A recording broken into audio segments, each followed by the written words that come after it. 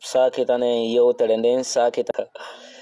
haray noon meɗe ardani en ɗo révélation kadi molanaɗo sukaɓe ɓelaɓe ɓe mawɓe men ɓelaɓe maruɓe jikke maruɓe teddungal maruɓe dimankagu timmugu haray hande kadi meɗe hiwro o moƴƴa moƴƴa meɗe tori on yon sakitana yewtere nde moƴƴa moƴƴa. Voilà, hande mi yalɗo taw commentaire goɗɗo umpa ɗo kombo commentaire omboni nde inde maɗo non. Ok, merci beaucoup frère, ça va, tu vas bien? Il faut qu'on goto, wow, merci beaucoup pour les cœurs. Hare no meɗe tori on moƴƴa moƴƴa ballal meɗe tori on moƴƴa moƴƴa sakutugo yewtere ɗum ɗo noon ko laɓe waɗi, donc neɓali noon ko waɗi meɗe tori on noon yo sakitan yewtere nden ɗo mi fuɗɗade hollugol len ɗo programme ɗi fewndidi ɗin.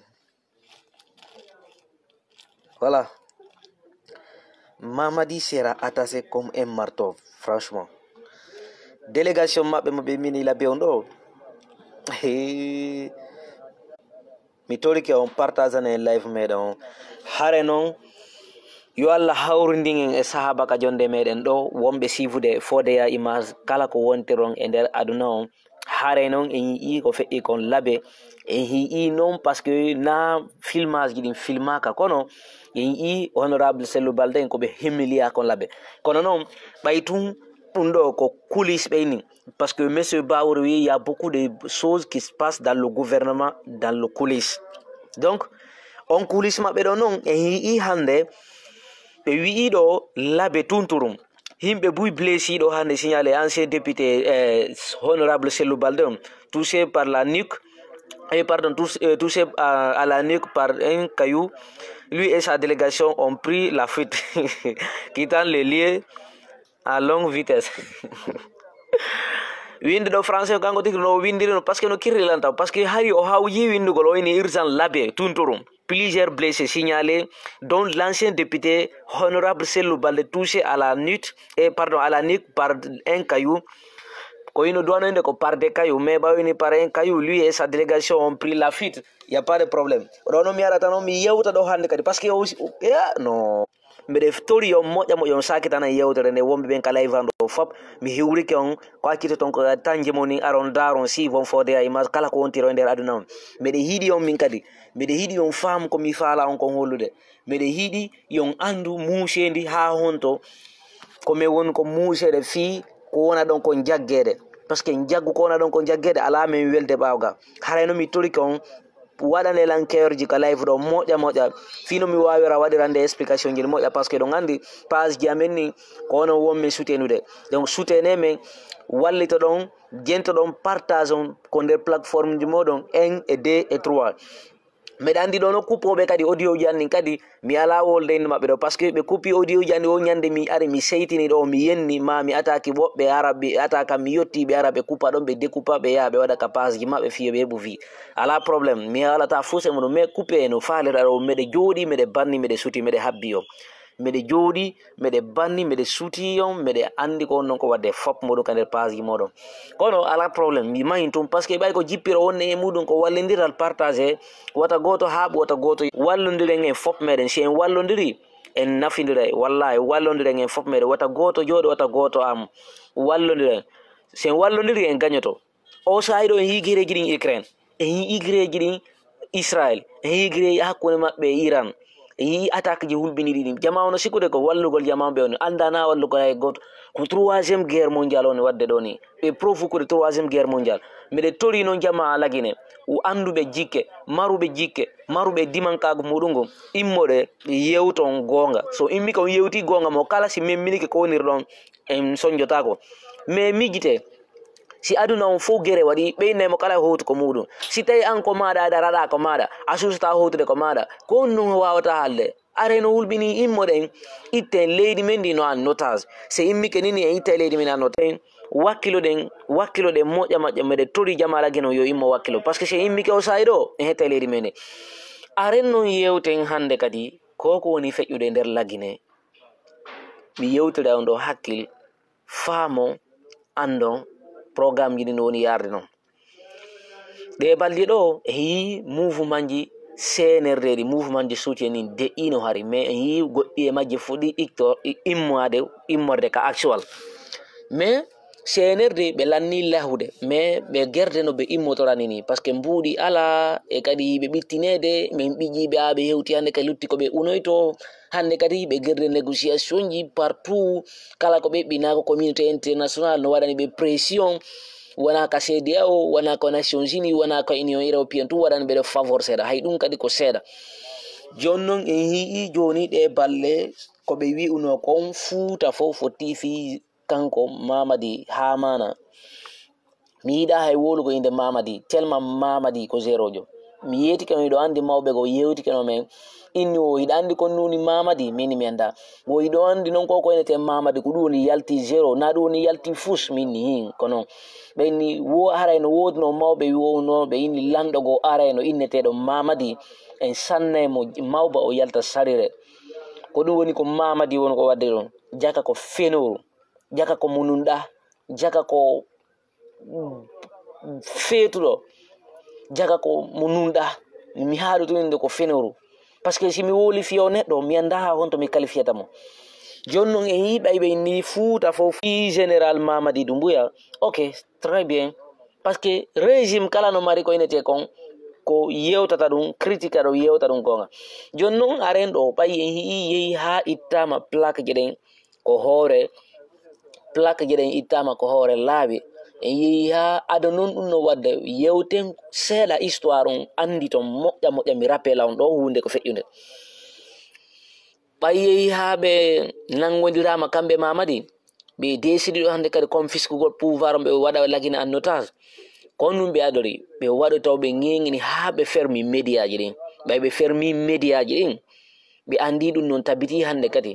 kono hiɓe suti woɓɓe ɓe no wolde ka réseau sociaux ɓe yehi ha ɓe faibli réseau on ɓe coupi réseau mais tawi ɓe yehi ha tawi ɗum no wawata gasude ko ɓe coupata réseau on peuple guiné on wullitike woytike ɓe acciti réseau on yahoy ha ɓe ari ɓe kidnapi Aliou Ba pardon Fonike Mengue o yafoto ko minni ko ɓe kidnapi Aliou Ba yehi ha ɓe kidnapi Fonike Mengue e Billo Ba yehi ha fi ɓennu deƴƴi few ɓe aranoy noon hombo kanko kumpay kon waɗo on journaliste Habib Marwan Camara ɓe ari ɓe nangi o kadi ɓe jogiti ɓe kidnapi mo kankadi yaari non ha ɓe aranoy patron ɓe ɓen Conakry ɓe naɓani ɓe lettre ka Sig Madina wonnoɓe ɓe noon fof yehi waɗoy négociation hakkude maɓɓe e CNRD ɓe acca ko ɓe wonnon ɓe yoɓi mbuudi yawi ha ɓe nangoy oya suka ineteɗo Alassana ɓe nangoymo en anda ko joli ɓe ittinoymo en anda ko no feƴƴoy toon o arti kadi o suusale wolde par ce que ɓe longeno ɓeni so woloy ko feƴƴoy kon toon si ɓe nangitoymo ɓe itta fittango makko ɓe hii ɗum noon yaari non ha ɓe ari ɓe nangi kadi Aliou Ba ɓayi Aliou Ba immike memmini fiiɗi 500 millions ji dollars ji ɗi ɓe wonno inude ko infrastructure ɓe wonno ɗi waɗirde en yaali ko infrastructure hombo ɓe waɗi soko woni ko hôpitaux ji woni woni ko école ji kala woni ko laawi en yaali ko ɓe waɗiri ɗi yehi noon ari non ha hewti ko wonden ɗo joni ɓe winni memmini ɗo joni o créé de mouvement de soutien buy créama waɗama e muɗum yaari non ha ɓe kamɓe tigiri ɓe tawi ɓay mbuɗi ala ɓe itti hande kadi ɗi mouvement ji soutien ji ɓe hande kadi e hoore lawol fo photoji ɗin wenganoɗi ɗin fof ittama yaari noon ha ɓe aroy ɓe inni ɓe fuɗɗitoy kadi fayin ɓe fuɗɗi wadde ɗi campagne ji ɓe yehi Mali yembere taw ɓe organise oy toon waɗugol sadaka e du'a ɓe immoy toon ɓe aroy koko feƴƴi 1er décembre 2024 ko stade 3 avril Zérékoré ɓen himɓe maayi ɓe ɗon himɓe temeɗɗe ko maayi kon ɗon janngo mum weeti bimɓe tawi ko musique e ɗum manna wona fijinere ka média ka télévision ji maɓɓe RTG yaari noon ɓay ɓe déclaré ɓe inni ko yimɓe capanɗe jowo e jeego woni ko maayi ɗon mais ɗin wonkiji ɓen ɗon maayi ɓe ɗon famille maɓɓe on heɓali récompense hay e fuus e muɗum en yii famille ji woɓɓe maɓɓe iwno Zérékoré ari Conakry portani plainte ɓe waɗuɓe ɗon ɓe nangimo ɓe naati ɓe ko bureau ji maɓɓe ɓe hulɓini ɓe ni si a artoy ɗo ko antigiri men nangata ɓen dogi yalti hooti few Zérékoré hiiɗum noon ɓe immi no hande kadi ɓe naati e nder leydi ni hande kadi ɓayi référendum haalama fi muɗum ko 21 septembre ka ko combien septembre haalama noon ɓenni par ce que communauté international inni nde no référendum waɗa si tawi référendum waɗi ɓe uditanaɓe pour une première porte joni noon ɓe desidi nde no référendum waɗa hara ɓe lanni hendade leydi ɓe ɓiƴi jama o hande kadi goto susata wolde muɗum joni yi hande kadi i CREF ji créaɗi memmingol ɓe ari ɓe woli fi alaggi sellu no toñira fi 4 million yeygol erguine ka ko 5 million yeygol erguine yaari non ha hewti hande kadi kamɓe amara camara e kamɓe gouvernement on payakuji ɗi mbuɗiɗi ɓe ƴetti ɗo ɗi 25 millions de dollars ji ɓe akijiri ala giselu fi 5 million dollars ɓe kamɓe ɓe bonni ɗo million nogay kako million capantati e million nogay e jowi ka jeego de dollars ɗin noon fima je woltake c'est à dire ɓe accude kamɓe ɗa ɗe million ji ɗin ɓe ara ɓe arana ɓe ga ɓe kamɓe ɓe accude ɓe milliard ji ɓe arana ɓe ɗa ɓe 1000 francs ji ma ɓe million ji est ce qu'on fami yaari non ha ɗum non feƴi ɓe tawi ɗum no wawata gasude on yi ko ɓe nangi kon kasore fi 4 millions de dollars fi 4 milliards de francs guiné mangian sidi ɓe kanko ko 78 milliards de francs guiné on 78 milliards de ɗon on non on yii ɓe naɓi mo ɓayi on nawni ɓe naɓi on ɗon nyawdugol mo ɓe inni hay koye hôtel o waali par ce que en yii ɓayi kala ko o faala himo addanede ka hôtel makko yaari non ha ɗum non feƴi hande kadi ɓe yeggiti omo 78 milliards ɗa ɓe acciti on noon ɓe nangi omo 4 milliards ɗa on noon hino soka ɓe kondani on noon ɓe innino ɓe ñawa e mono mais ɗe balle ɗo ɓay suudu ñawitirdu ɗum kamɓe ɓe wolata gonga tawi kadi ɓe wadde campagne fillammingol hooreyɓe maɓɓe ñawitirde ɓe donc ɓe desidi ɓe puusi yewtere nden ha yeeso en fen lewru ndu wondu ɗon en yii Mohamed Traoré on dogino waɗino paɗal wartata la Guinée o Mohamed Watarajo pardon o Watarajo dogudude o million temeɗɗiɗi e capanɗe jeego e joyi kanko o yaadino e ɗin no neeɓi fiɓen noon accitama wolede ɓe mutini ɗum noon ɓe jokki haaju maɓɓe yaari noon ha ɓe immike ɓayi o ko feƴƴi géré coré ɗin mamaya ko feƴƴiɗo géré coré kon organisation maɓɓe feƴƴiɗo géré coré imagine ɓe wawali hendade boniɓe sukaɓe maya muɗum ɓe woltali fi ɗum noon par ce que tawi image ɗin kankan ɗin noon ɗi escananoma ɗi ƴettama ɗin noon ɗi argent innama hande kadi ko guinéɓe ɓen tigui ɗon puusude alternative on goto ala sina mamadi yaltali wona gonga mamadi yaltali winni ko gonga mamadi hino heeƴi mo ombi hunduko makko wa berɗe yafaɗe ɓeeɗa hino wadde campagne hiɓe jonnede mbuɗi ɓe wadde kala ko ɓe faala ɓe yanude bandiraɓe men ɓen ɓe waɗa kala ko ɓe faala fewnede ɓe aruno kindiya ko feƴƴi kindiya ko wallahi ɓe addanolam vidéo ji bandiraɓe meɗen ko ɓorta bandiraɓe meɗen ko filma bandiraɓe meɗen ko conci mum itta wallina ko suutiyenji maɓɓe itta wallina yafuɗollan non nani ko suutiyenji maɓɓe itta wallina hakkunya ɗum non e fop giti annen ɗum fop muɗum meɗen jogitino image ni si tawi nano mi hulowo si tawi nano mi marɗo imanu mi filmayno ɗum mi ƴettayno ɗum non mi publie ka page ji amen par ce que page ji amen ɗi ande no siiva ɓuuri ɗi média ji fermaɗe ni joni ɓe ala heɓude kumpital ɓe ala heɓude fus ko humpita ɓe joni koye amen gaɓe woni arde ɓe dara men par ce que CNRD fermaniɓe koɓe humpitoto ɗon joni noon koye amen gaɓe woni arde joni ɓe dara par ce que gila lawhi ɓe andi ɗo ko mene woni yewtude ɓe information ji laaɓuɗi yaari non ɓay ɓe iwi kindiya ɓe arti Conakry ko ɓe waɗi Conakry ɓe immi ɓe yehi Boké ko waɗa Boké fop muɗum ɓe arti ɓe yehi Mamou ɗi ko feƴi Mamou ɗe balle ñaaki ɗin ari ukki e maɓɓe fiɗi ɓe iwti toon tum ɓe ari ɓe itti plaque jeɗen Conakry ɓe iwti Mamou tum ɓe ari ɓe itti plaque jeɗen Mamou joni noon konko feƴi Mamou ɗon ñaaki ɗin ari ukki e maɓɓe ɗon ɓe inni ñaaki ɗin koye nder citernowal wonno ñaaki ɗin ko honno wonirta e nder citernowal ɗi ara ɗi lahina ɓe yimɓe guluje wonnoɓe ɗon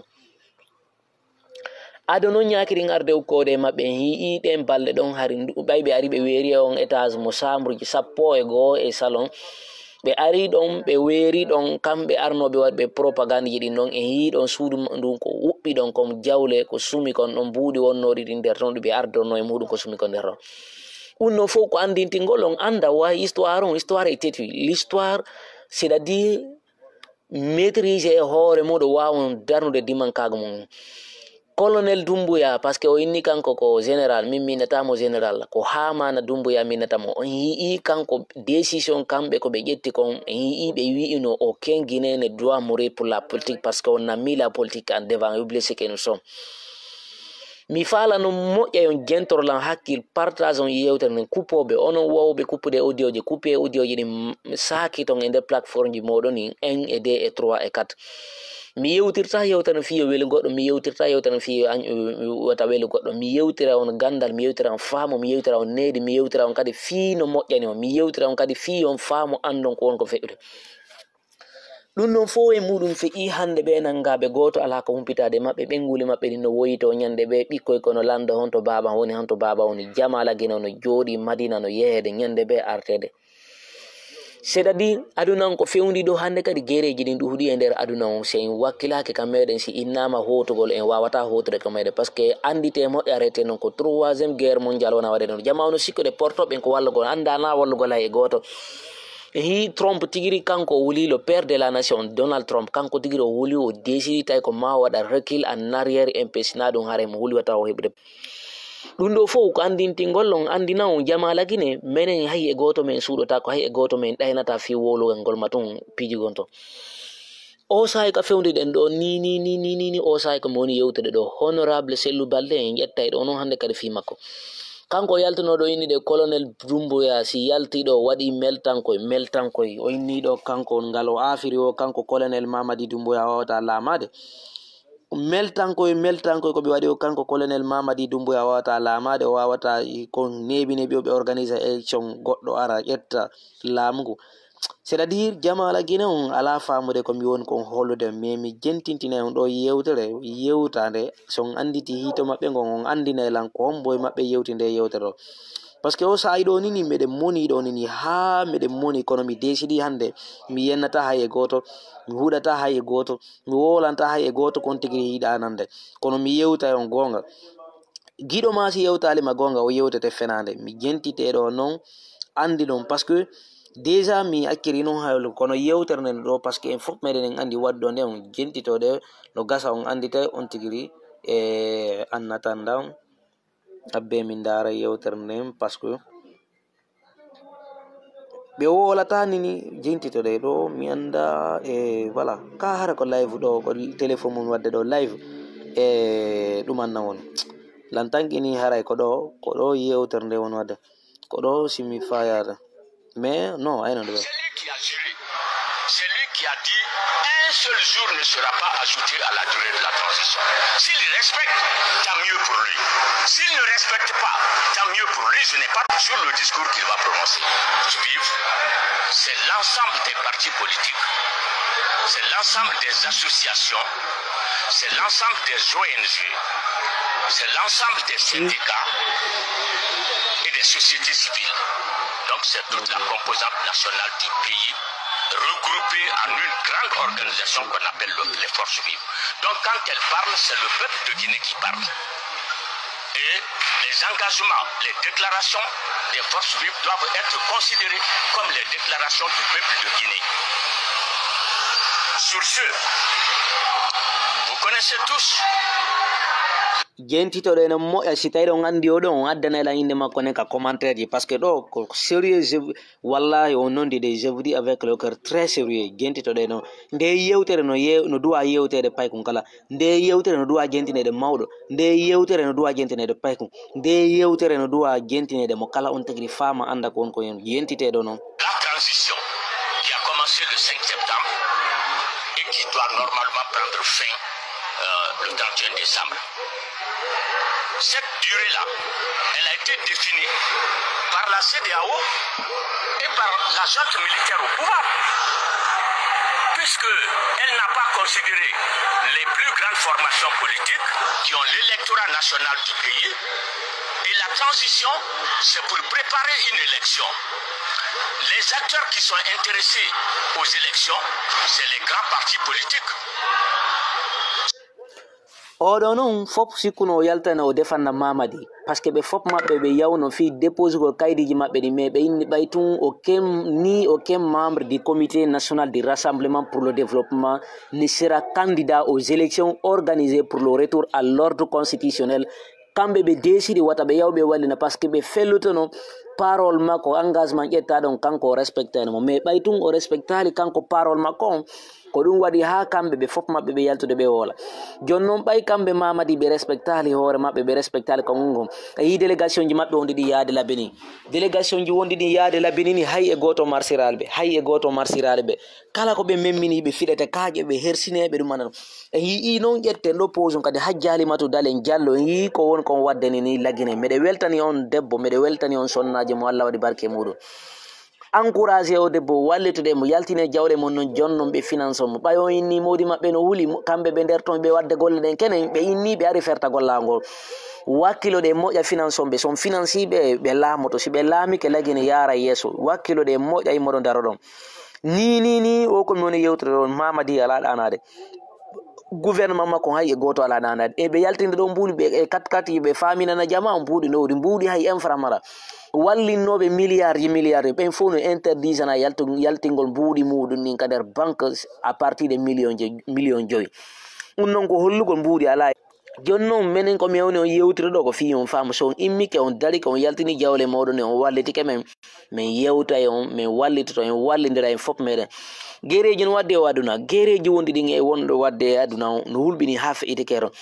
honorable Sellou Balde ɗo min meɗe weltaniɓe laɓe ɓen meɗe welti yoɓe Allah waɗu barke ɓe laɓe ɓen kadi yo Allah waɗu barke Guinée fof yo Allah waɗu barke hottuguine moyguine baskoto e fore fop muɗum hetten leydi men ndin Guinée goyno faami les Guinéen conscience on compris c'est en wakkilike ɗo en immoto laamoɗe leydi men ni en choisi ko enen duwa ko leydi ko lagine duwa choisir lanɗo maɓɓe on ko lagine duwa choisugol lanɗo maɓɓe on ko kamɓe duwa yewtugol ko hombo e duwamo artade ko kamɓe duwa wadde constitution duwa ka waɗede ɓawo oto leydi men ndi min on ko guinéɓe ɓe duwa yewtude ko homɓe ɓe duwa ardine ka leydi na yimɓe seeɗaɓe ni ne immoto waɗa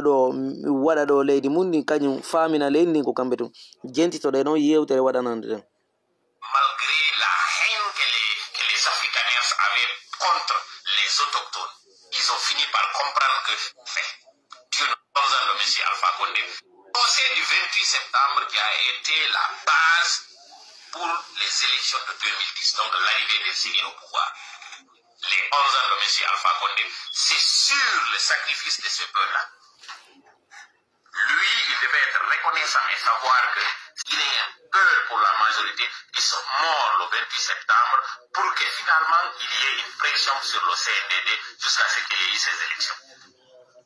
Malheureusement, on a empêché à ce que Sellou Dalein soit président alors qu'il était le vainqueur, vous le connaissez très bien. Et aujourd'hui, vous êtes en train de faire une sorte de remake. Empêcher encore cette même ethnie malgré l'injustice qu'elle a subie. Je suis très gêné de parler de ça parce que je suis peul. On va penser que je suis en train de défendre la cause de mon ethnie. Je suis en train de vous rappeler un fait. Dieu ne dort pas. Vous êtes en train de vous tromper lamentablement en pensant que vous pouvez empêcher Sellou Dalein de venir au pouvoir. Et par ricochet un peu. Parce qu'il y a mi yetta ɗo noon yewtere ɗo noon miɗe ñaaɗi ɗo mi tori kon wona wonɓe coupé o parti ɗo partage on ka live ji moɗon ɓe humpito moƴƴa si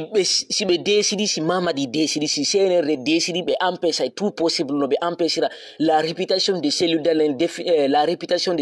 pour le disqualifier définitivement dans la lutte politique c'est impossible si ɓe décidi ɗum noon ɓe inni ɓe empêcha ala gi Sellou Lamako ɓe sikki fenande mi torike Allah tawi Allah kan woni wawɗo mo ronkata 2010 ala gi Sellou gagnike 2015 2020 ɓeɗo hande ɓe ari ɓe ƴetti leydi ɓe waɗi nde annotage ɓe sikkiɗo hande kadi ɓe wawa huɓidade Guinée en fof ɓe famale yo jama ala Guinée on fof muɗum immo yo jama on immo kala ɓe sikkiɗo ɓe wawi huɓidade Guinée on ko beppale ɓe jokki muɗum ɓe ko beppale ɓe wawata huɓidade Guinée fof mi torike Allah ɓayi ko Allah woni wawɗo mo ronkata ya Zuzu ya Kafaru mi anda hay honno mi waɗiranta on duwa fiyo par ce que mbeɗe faljude ñan hay komi wonko yewtan décidé ko ko peuple ligi non duwa imma gol o saydo be si be sikki be wara tout possible empêcher gol pour l'on ka pouvoir ko beppale mabbe no hayye goto mabbe wawata dum immode ngalbe afiri o afi mburi magal imi yeti ko senerde nyande de jodi de fankude woko senerde say ko foti de woko don be woni wugade kambe be alaadi mburi ko be wawira illi tole ko peuple ligi non duwa imma de fop si be imma bayina yawgol kalum na ƴettugol visa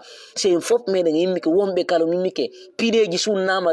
station ji fo hubbinama sarne nangama ko wallahi be imoto daru sukabe paccalo ni no jodi no dirige no wadi lendi an notal jamala gina fop no wele bibbe lendi fop mudo no dogude yaltagalede immode nange naadindirembe goto immode kala yalture mudu yeyi fuuta jalo dabbugol duwa halkindirembe fop mabbe wata goto meden jobbe fidembe fop mabbe kaaje kala yawdo lagine kala yawdo fuuta jalo pardon dabbugol duwa ton immorde gente militaire propagande mabbe délégation mabbe yawbe ton woni ka dalaba woni pita woni mamu woni labe woni kundaro woni telimile woni ha dingira yobe yimbe be sokke hite mabbe be fide kati be fop mabbe pikob je mabbe den halkindirembe be fop mabbe be tournita be harta honorable Selou Baldé no mi yetta do pose parce que kanko o wiino kanko déjà meltanko kala CNRD kala meltanko ko CNRD wadi CNRD wata lamade CNRD wata jor CNRD no be famale kanko non wombe be hikanade be yeso parce que ko ancien député labe o sikko wikanto be do labe be ya tunturum be wadana be ton duwa ma be ya ton dalay ma be ya ton nokku gowre ma chang ma da ma kuramangi be wadana be duwa ko fenande immode ndaro den si honorable Selou Baldé parce que be yewti ko be ni be l'empereur remo oya Idi Amin mais tay wawal marso be hande kadi non be ni jon ko ma o critique IFDG ko ma o wala be secret ji gon don kambe malar be wala ko jolu be acci ko parti be wala kakaraji dari din ton be wirta be adda décret ji partout ko tata be hande kadi ko be deni groupe parti won Ousmane Garo no wadi mais ça cela ne marchera pas.